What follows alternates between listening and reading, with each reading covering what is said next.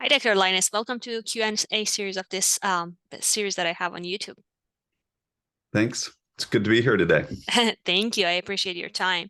So I know that everyone knows you, but just for people who may not know you, can you please introduce yourself and tell us about your background? Sure. My name is Kevin Lyness. I'm currently the director of the Ph.D. program in couple and family therapy at Antioch University, New England. And I have been at Antioch. This is my 19th year here. And I taught for 5 years at Colorado State University before coming here. And I got my PhD from Purdue University back in the late 1990s. So it's been a while. Great. Thank you. Thank you for sharing that. So let's just start because we're going to talk about social justice, diversity, all those fun topics. So let's just start with your definition of social justice and diversity. Yeah. So I it's kind of funny. A few years ago, I was listening to people talk about all these different definitions of social justice, and I was really curious, kind of what people really thought about that. So I actually did a survey a while back where I sent out a questionnaire to MFT students and faculty, and I asked them what their definition of social justice was. Um, and I really liked the definition that kind of came out of that research. There were several themes. I had about 60 people respond from all over the country, and about 2/3 were students, and some were faculty. Um, but the basic definition that came out of that was that for marriage and family therapists, social justice is an active process of fighting for equity and fairness for all who experience oppression and injustice at multiple levels for our common welfare. Mhm. And I loved that. I loved actually that definition. I thought that was a really nice one because to me, it captures a lot of the things that I think need to go into social justice, Mhm.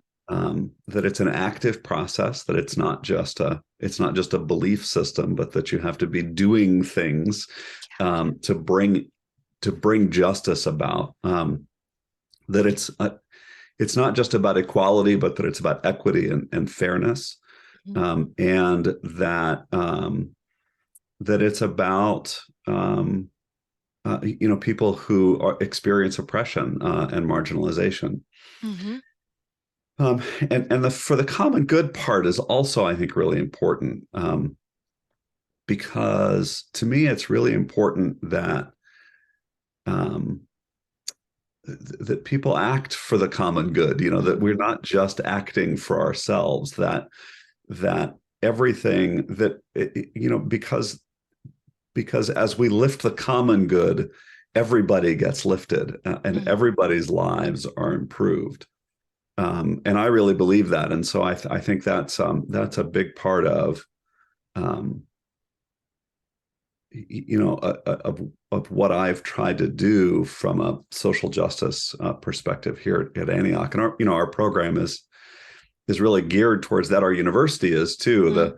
Mhm. The founder of Antioch was Horace Mann, who said, you be ashamed to die before you've won some victory for humanity, right? And Mhm. and that sense of the common good, I think, is also a big part of the mission of the university.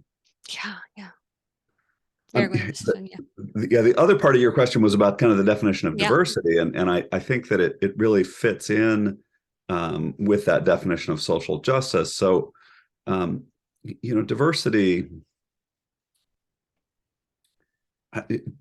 is multifaceted. So when we're talking about people's identities, there are parts of our identities that are majority, fitting in with whatever the majority is in whatever context we're in. There are parts that are in the minority. There are parts that are minoritized.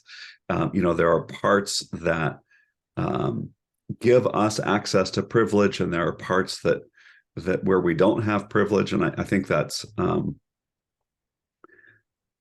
so, diversity is really about all of the different ways that people can differ. Mhm. So diversity isn't just about race or racial constructions in society. It's not just about gender or sexual Hmm. orientation. It's about, I mean, there's obviously a long list of categories. Hmm. But to me, most of those then are kind of social constructions that then influence how we have access to power. And to me, then that's the the most important functional part of that definition is kind of what parts influence access to power. Yeah, yeah. Thank you so much. That makes a lot of sense. And actually, it's very meaningful and powerful. And as you were talking, especially about social justice, I was thinking of like with the consideration of context, right? And in this, especially like in the US and in the world, like capitalism, Yeah, like, man, that's a tough topic to address, right?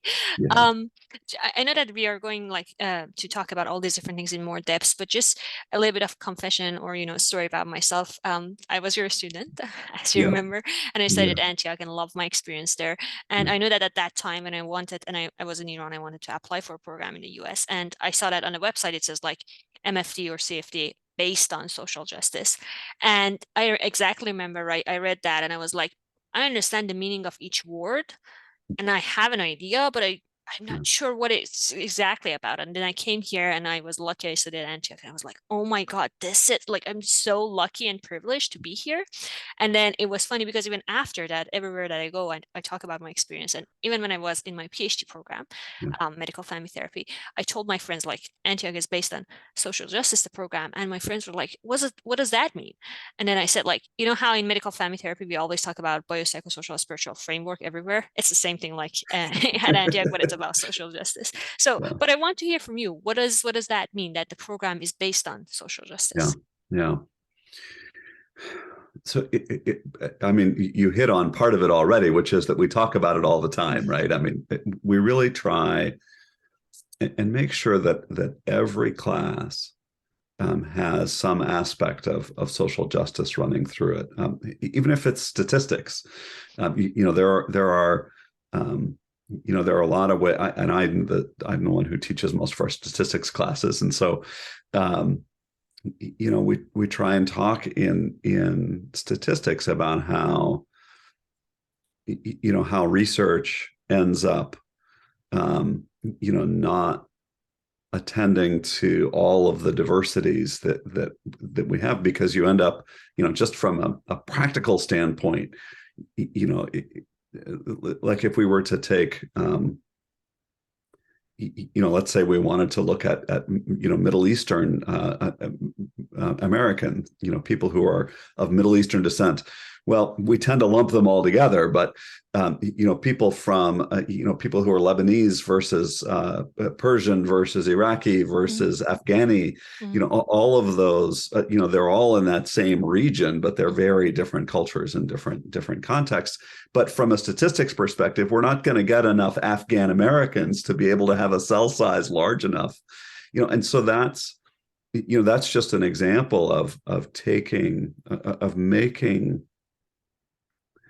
kind of meaningful deconstruction of even things like statistics from a perspective of social justice. And so it feels really important that that we also we work really hard to include writing from not just white men, if we're looking at and not just studies about white people, I mean it's really important to have representation of Mm-hmm. diversity and social justice throughout the curriculum. So whether it's in statistics or whether it's in we have a class in theories of social justice.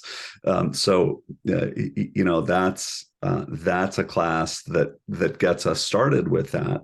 But then we really try and infuse that throughout the program. And then when we look at things like, and I'm mostly talking about the doctoral program, our master's program is very similar in its focus. But then you look at our dissertations and what are people studying? So um, every single dissertation that has been published through Antioch has at least some social justice component to it, and many of them are studies that where we're not necessarily looking at comparative research where we're not trying to compare minority groups to majority white populations, and that kind of comparative research I think is problematic a lot of times. Yeah. So you see, studies of, what are the, what are the barriers to Black single mothers accessing family therapy services? Mm-hmm. Mm-hmm. So it's really focused on diverse populations often, but also from often from a strengths-based perspective, Yeah. not from a deficit perspective and not from a comparison perspective. Yeah. Yeah. And that is very important and powerful because like it's about socialization. So if we don't get like socializing that way to have that perspective, then like we need to deconstruct some of these concepts and the way that we think and have that, as you mentioned, like constant training about all these different things.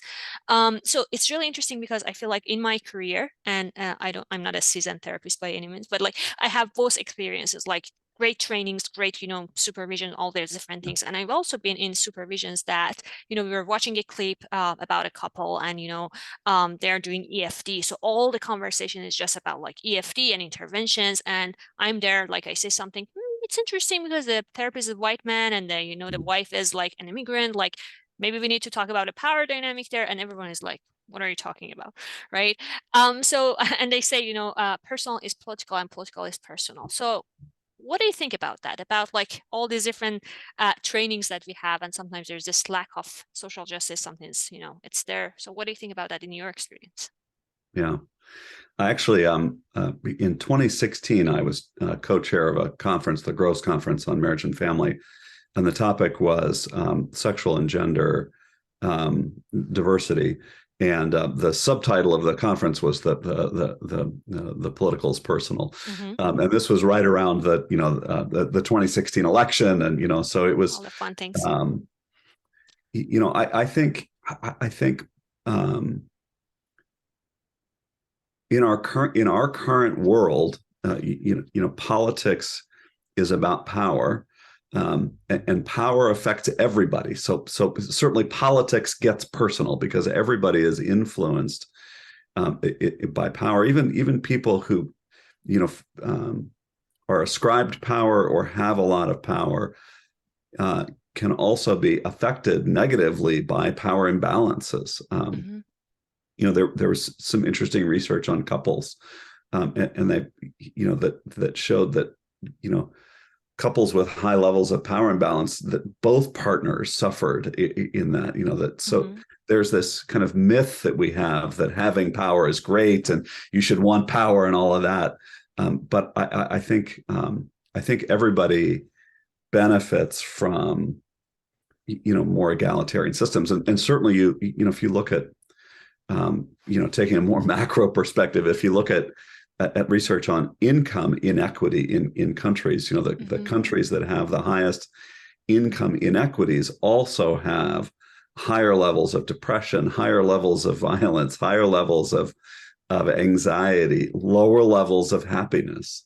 Um, and so, there's this idea in the US that we have this American dream and that everybody can achieve it and everybody will be happy, and the fact is that for the vast majority of people, our system requires that other people stand on top of them Mm-hmm.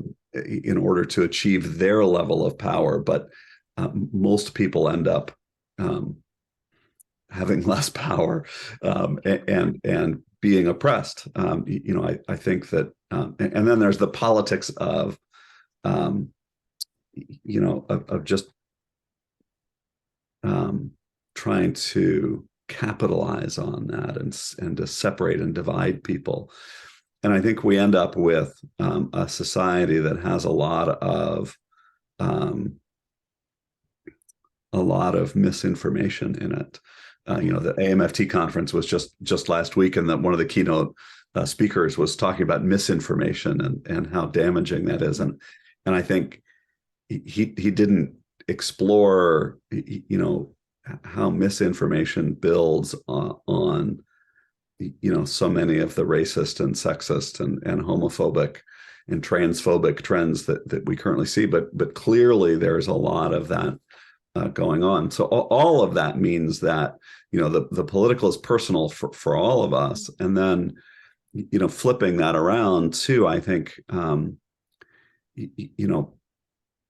the things that we do can be political on just even a very minor scale, where we can influence. I think influencing people is part of what we do as therapists and as instructors and teachers and educators and so forth. But it's also, there's a, in some ways there's a political component to that where we're working towards a better society, hopefully. Mm-hmm. Mm-hmm.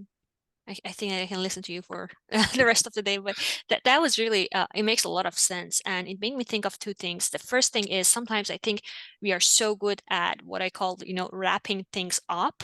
So there's something inside, but like we present it in a way that it's beautiful, right? So the presentation is that I care about my students, I care about my clients, I care about all these different things, but actually it's about my own ego, right? And my own power, Right. and all these Right. different things. Yeah. And the second thing is sometimes, again, like when we are talking about these things, so recently the things that are happening in Iran, and currently people of Iranian women, they are fighting for their rights. And I talk about this in my classes, and I tell students that there's this local perspective on it, which is around about Iran and changing the regime, and non-Iranians, people here, like they say like, oh, it's so sad, what can I do about it? I cannot change the regime for you, but I'm sorry for you.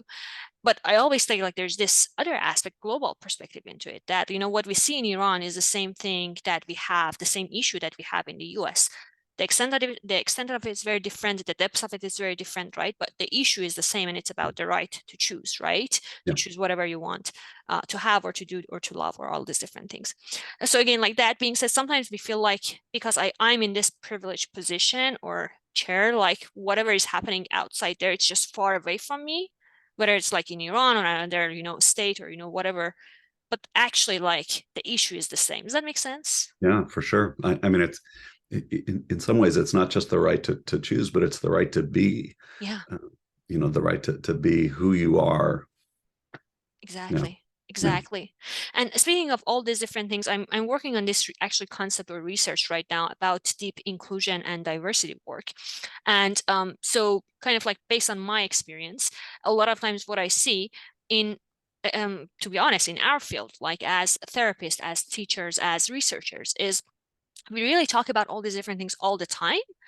And at the same time, when you just pause for a second, you realize that sometimes it's just this shallow work about like that we want to just put a check mark on paper, right? So yes, we talk about ask the pronouns of your clients in your sessions, right? And then we put a check mark that, I'm all about diversity.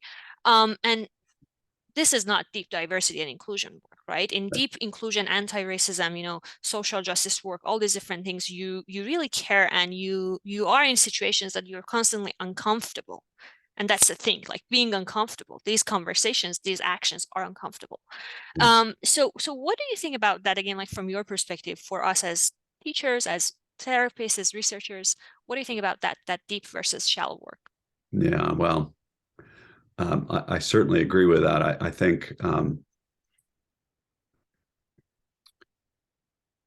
I think to me, it also feels like sometimes there are stages one has to go through, right? So it may be that the box checking and the more performative pieces have to come first. Mm-hmm. And I suspect, if I look back on my own kind of history with this, I think there were times when it was more performative than deep. And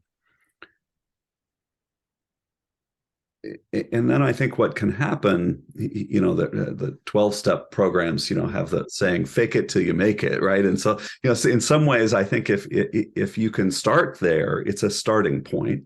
Mm-hmm. and it opens up to me room for conversations, room for reflection, room for growth.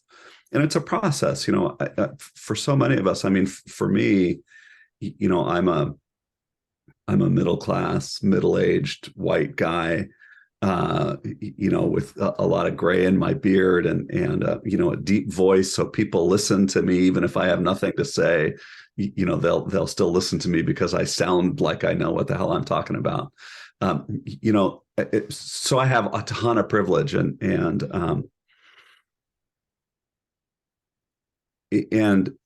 there have been times when I've not been as aware of that, and I think that it really, the work that goes into attending to that, listening.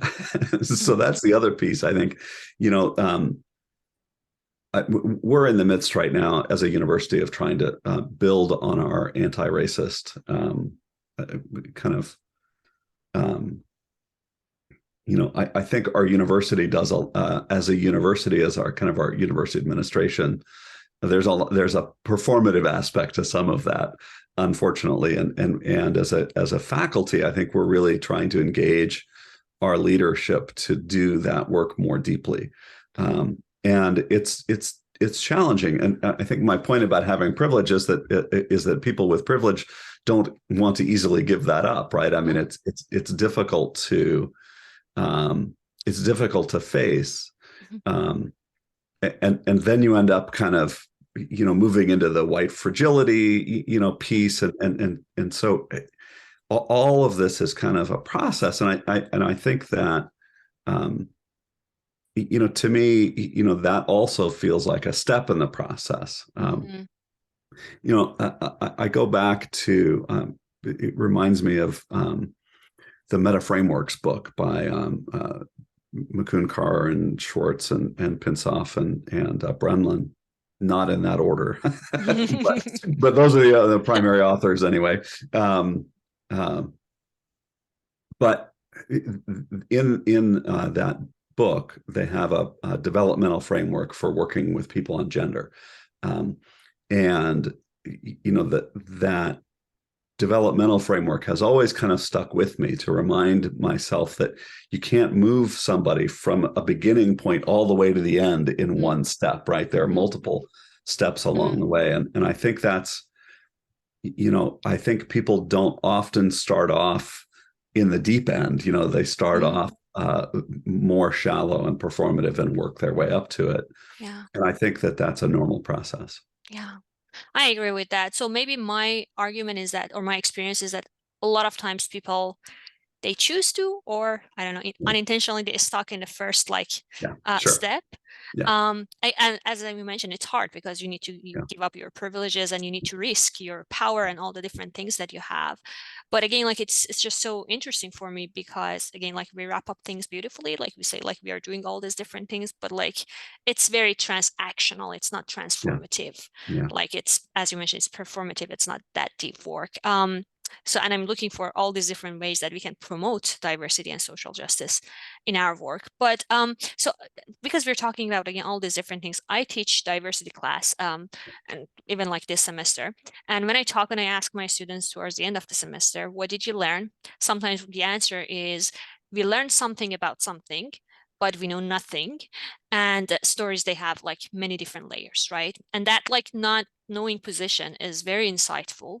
At the Right. same time, it can be very frustrating, especially like in the beginning of your journey, right, as a therapist. So what do you think about that? What should students or therapists do with that frustration? Well, I think when you talk about stories, having many layers and also kind of this not knowing or this curiosity standpoint, it brings to mind uh, Michael White's last book on maps of narrative practice.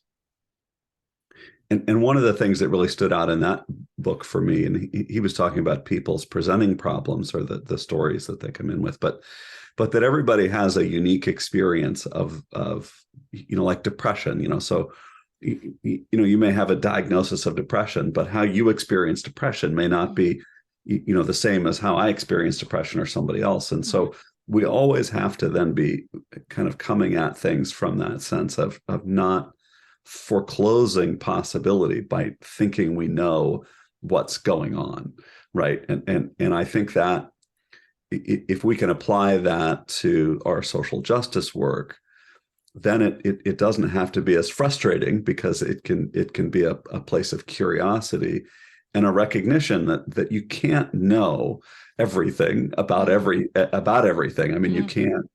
Um, the flip side of that, is, we what we don't want people to do is to expect people who aren't in power to explain things to them and educate them, right? I mean, so there's a component of needing to do some of that work, and trying to understand, so if I'm working with somebody from Iran, I should try and understand myself something about what that culture is, and then ask, this is what I think about, this is what I've learned about Iran. How is this for you? How are you experiencing that? Mm-hmm.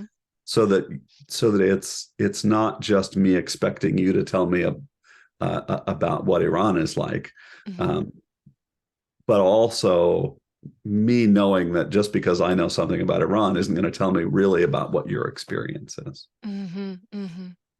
So, in other words, like the frustration, sometimes it's going to be there, but Yeah, there is all these different ways that maybe you can, work with it or sit with it. channel it even. I mean, Yeah, yeah. use it, and use it to be to inquire. But I think that sometimes that frustration comes from defensiveness too, Mm-hmm. and so that has to be attended to. I think there's an aspect of mindfulness to all of this as well, that you really have Mm-hmm. to be aware of your own. Certainly, I've had to be aware of the things that trigger me and that make me, so am I frustrated or am I defensive? Mm-hmm. And that's an important kind of distinction, I think, to make. Mm-hmm. Mm-hmm. Thank you. Thank you for mentioning that. Yeah. So another question that I had and I wanted to kind of like share with you is about like theories and techniques that we learn, right? And so when we teach or talk about these theories, we hopefully try to also talk about social justice and diversity and culture, all these different Yeah. components.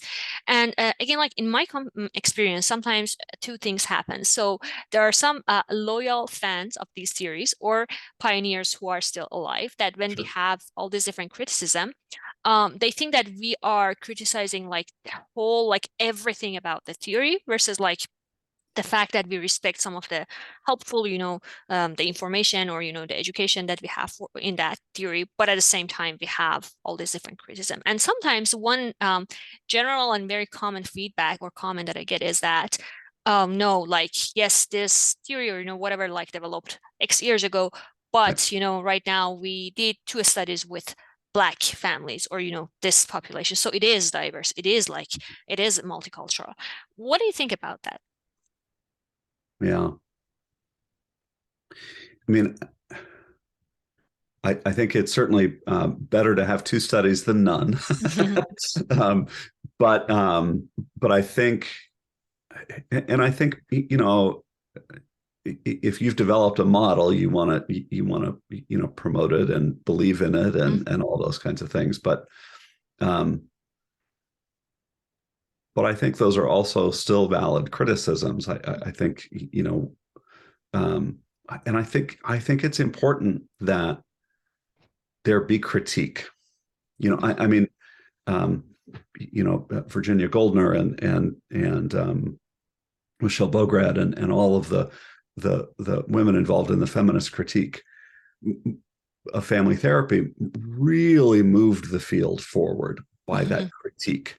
mhm, And sticking to that critique, and not just saying, just because you've included women doesn't mean that you're gender aware, mhm, or a feminist approach. And so I think that a lot of those critiques are still valid. And what can we do? Like, because we are using these theories, right? Yeah. Yeah. So sometimes I think that we can still use them, but we can modify them with Yeah. the knowledge that we have today about like diversity, culture, all these different things. Yeah. What do you think about that? How can we modify those theories? You know, it it feels like we need to do a couple things. I mean, Hmm. for most students just learning theory, I think it's helpful to learn the theory first as it's presented Hmm. before starting to modify it, so that you have a good Yeah. sense of the theory first. But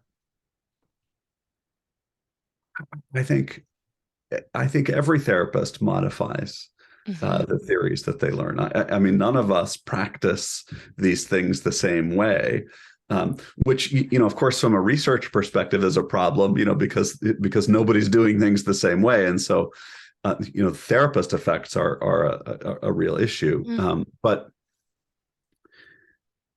I think that I think, to me, you know, maybe one of the things we should be teaching is, you know, what are the ways to be thoughtful about those modifications, so that you're not Mm. just kind of, um, you know, just changing something because it feels right, but because you have a system for thinking about it, and that's where, you know, I think some of the multicultural theories that we have out there are actually helpful. You know, um, uh, and you know, so things like critical race theory and queer theory and feminist theory, you know, all uh, disability, critical disability theory, you know, all of these really have a place in providing us a theoretical framework for either deconstructing, you know, models and theories, Hmm. or, you know, or providing us a way to think about how to add to. Hmm. Hmm. Very helpful. And that makes me think of our next question, which is about cultural humility, which is a, Mm. lifelong journey, and we always talk about it. But what are some of the resources and training out there for all of us to use, really, when as we move forward on this journey? You know, I feel like that's a bit of a moving target. You know, um, there are there are so many books out there. I think that's a great place to start. I think that family therapists should be reading um, broadly. I think that for me, um, I've always felt like reading fiction is helpful because it puts you inside somebody else, Mm. and allows you to have a perspective taking ability. And so reading, I think reading fiction from diverse viewpoints. Mm. You know, read a story written from the perspective of somebody who, you know, is you know, working with struggling with autism Yeah. or depression, or has a different gender or sexual orientation, or um, sexual identity, or physical identity. I think all of those can be ways to build empathy skills. Hmm. Hmm. Um, yeah. No, go ahead. I was just going, it's very interesting because I have mentorship sessions for my students. And one topic that I usually like each semester talk about is it's resources beyond textbook. Yeah. And I tell them, and I know that right now you're a student, you're busy, like you don't have time, but like have, I Yeah. don't know, notebook or, on your phone, whatever, like Yeah. have like as you move forward and hear all these different resources. And I especially like recommend movies, and I Yeah. don't like not books, but movies and TV series. Yeah. But for the same reason Yes. I tell them that like it gives you the opportunity to leave the alternative scenarios and to have empathy and see all these different stories from different layers. And that is very, very powerful. That is Yeah. something that you cannot do without, as you mentioned, like books, movies, like hearing stories. So that was really interesting that you mentioned Yeah, and I was going to mention movies and TV shows too. that. So, Yeah. yeah, yeah, and sometimes those are easier, more accessible. To me, though, there is something about a book that really puts you inside a person in a different way. But Yeah. I love to read, so Yeah, I know.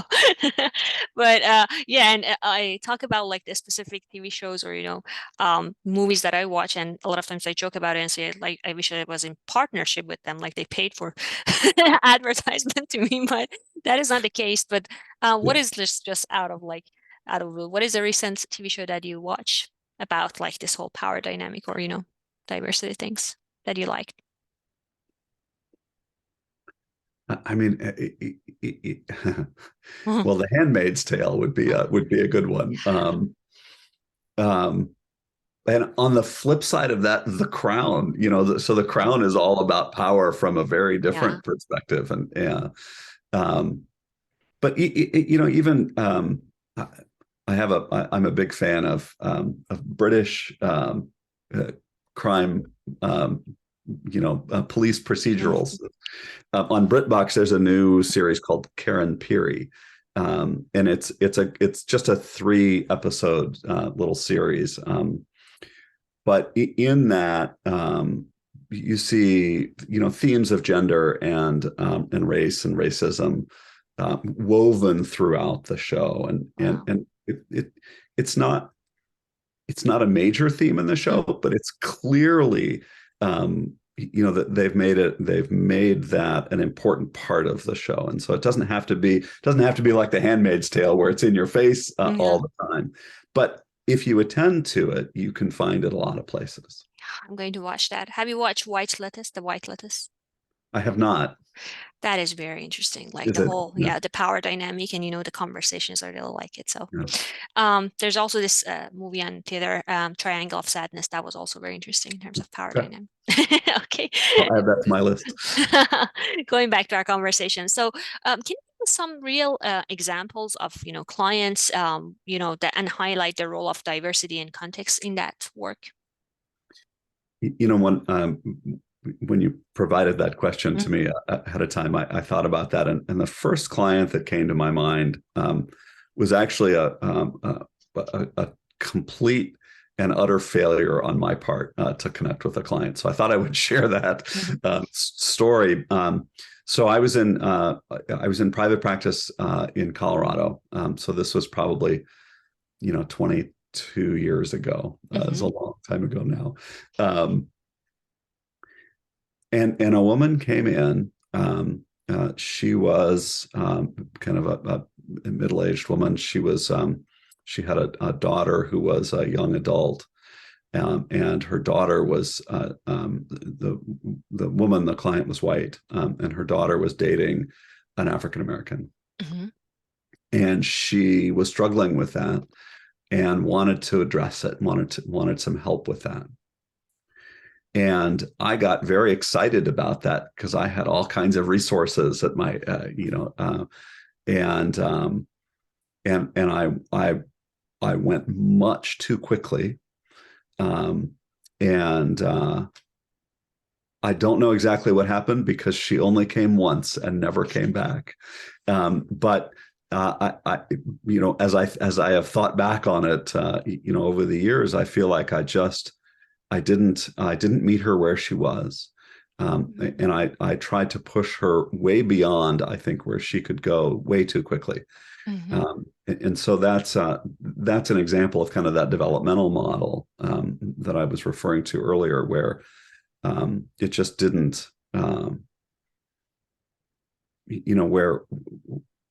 where I just didn't listen well enough. I pushed too much. Mhm. Um, and and probably part of that was coming from a position of power, and not recognizing kind of how that would come across. Mhm. I think that's been and will continue to be a lifelong, struggle for me. Is just, my context, my positionality is one that makes it easy for me not to look at things. Mhm. Um, so I think that's true with other clients. You know I, our students do a lot of work with African Americans. Mhm. I have one doc student in particular. doing her dissertation right now on imago, the imago model, and applying it to Black couples. And one of the biggest things is just being willing to talk about race and racism and the effects of it, and to bring it up, and to bring up all of these issues of power, of marginalization, to not be afraid of them, and to not pretend like they don't exist, and Mm-hmm. so and not to just kind of whitewash literally everything. Mm-hmm. And so I feel like that's a really important piece, is just being willing to open up the conversation, and then also being willing to say that you don't necessarily know everything, and having that sense of curiosity, like we talked about earlier. Yeah. So those are just some examples. Yeah. Thank you. Thank you for sharing that. Yeah. So as a last question that I ask all of my guests, what would you tell the younger version of yourself, maybe when you were an MFT student, Yeah, about yeah. becoming a therapist? Um, and it's interesting. I mean, I've been doing some kind of clinical work since 1985 or 86. Um, so, and was certified as an alcoholism and drug abuse counselor in Texas. I was certified as an alcoholism counselor before I was legal drinking age. So I started early. So the clinical piece, and my dad has a degree in family therapy. My mother has a Ph.D. in social psychology, and teaches or taught. She's retired. Taught family studies, and so all of that, I think, has been there. I think. I think,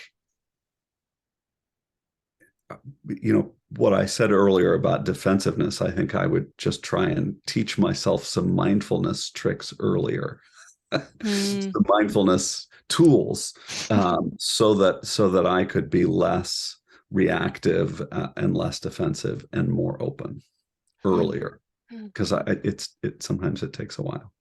Yeah, that seems easy when we talk about it. Man, in practice, it's not easy at all. Right? It's really not. Yeah. Yeah. So thank you so much for your time. I know that you're super busy, but I do really appreciate it. And I know that I can listen to you for, Yeah. the rest of Thank my you. life, but I know that you have a busy schedule. So thank you so much for sharing your pearls of wisdom with us. Well, I appreciate your asking me. I appreciate the opportunity, and I look forward to seeing this later, maybe. Sure. Thank Thank you. you I so appreciate much. your Have a time great too. day. Bye. Bye.